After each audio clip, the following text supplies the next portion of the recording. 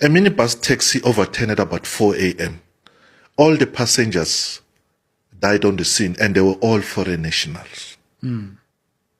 4 a.m., foreign nationals. So press release is sent to all the journalists.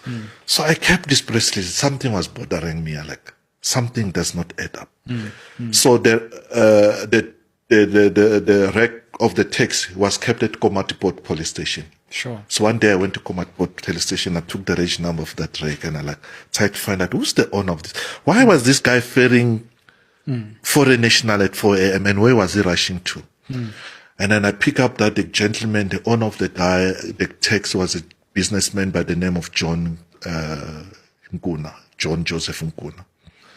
So I went to my contact at Nelspruit police station, because at the time I was working for African Eye News in Nelspruit.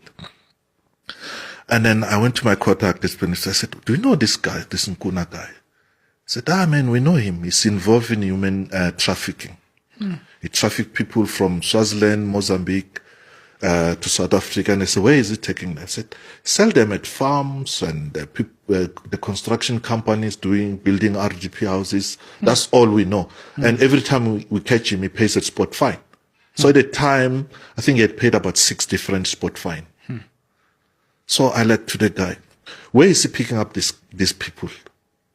They said, we know there's a park in Maputo where he's picking up people, and there's a place somewhere in Swaziland, but we are not sure of the place in Swaziland. So I said, where in Maputo is this time? So he gave me the description. And then I said to the investigating officer, I said, I'd like to try this. I said, what? I said, I want to go there, be picked up, and follow the whole process. He said, are you crazy? Even us as police, we can't do that nonsense. So I said, I will try me. So you were going to try be one of the people who was trafficked effectively? I did. So the police officer realized that I was really serious. He said, okay, I'll drop you at Komatipoort police station. At what's that border called? At Komatipoort border post. Then you go to Maputo on by yourself. But if you die, it's none of my problem. You've been, so I go there, I go to the park as was described, and then this guy came to me and said, hey, Lavanti Rojon, do you want to work in Joburg? I said, yeah. So he said, what's your skill? I said, no, I know a little bit of computer. So he said, fine. So in the evening, they took us to we're 16. Yeah. They took us to a safe house in Rosana Garcia. Rosana Garcia is the small town on the border of Komatipoort in South Africa. So we kept at that safe house there. And then in the middle of the night, then we were forced to jump the border to South Africa.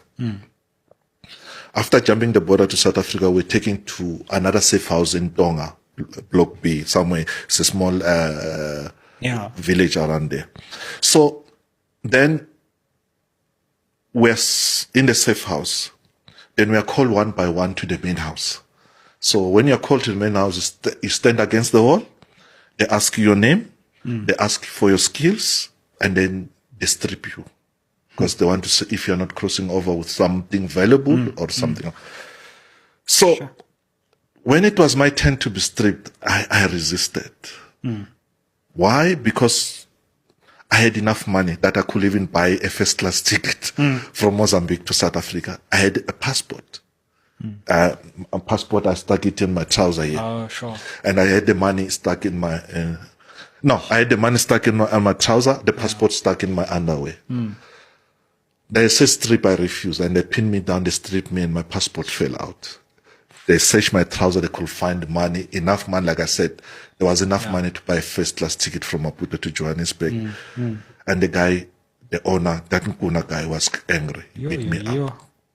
Who are you? So I said to him, I'm an undercover police officer. I'm doing, looking at the human trafficking. So they beat me up, and then he used a whole handler to beat me up, and then they loaded me in the back of a buggy with 2 guys with AK-47, and I'm lying there on the floor. I'm bruised, I'm bleeding. They drove They drove, because all I know is that they spoke to someone at the gate, and now later it was Malelane Gate at Kruger National Park. Spoke to that person, means that's their contact, and you allowed them to drive in. And then suddenly after driving, and then the car stopped. I'm like, okay, now these guys are going to kill me now. And then he said, get out, you dog. And he took because I had a little bag, that took my bag with my clothes and threw it at me. And then I stood there, I was looking, since they're carrying big machines, maybe they want to shoot me from a distance. And I saw the car disappearing. Yeah. And then I started composing myself, and I started walking around. And oh, I see Springboks. Okay, Springboks. Yeah. So you suddenly like, yeah. Like I see brass, giraffe. Like, oh, yeah. Where the hell am I now? Yeah. And then, so they just left you there in the middle of the Kruger. And then it dawned on me that these guys left me in the middle of Kruger, hoping the Lions will finish the job that he started. So now I'm walking, I'm disoriented. I don't even, because I was beaten up badly. So I started hearing, as I'm walking, I hear like the cars, this side, there's some cars. So I walk until I get in, and that big fence of Kruger. I jumped it the night before from Mozambique, the fence between South Africa. So it was now, this one was like, okay, I've done it last night. So I jumped, I managed to hitchhike, and the guy gave me a lift to Malelane. I made a reverse call to my boss. I said, boss, I've been beaten up, and this is the situation. The boss said, find a way to Nelspruit. By the time we get to Nelspruit, I will have organized a doctor for you. Wow. So I managed to find my way to Nelspruit, and then the doctor was arranged for me.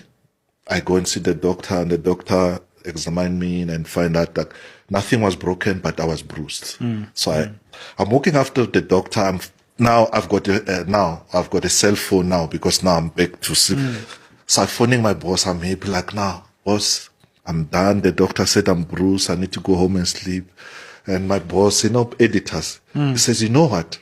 Colin Chauke has been arrested, and you're the only journalist on there. Go to the press conference.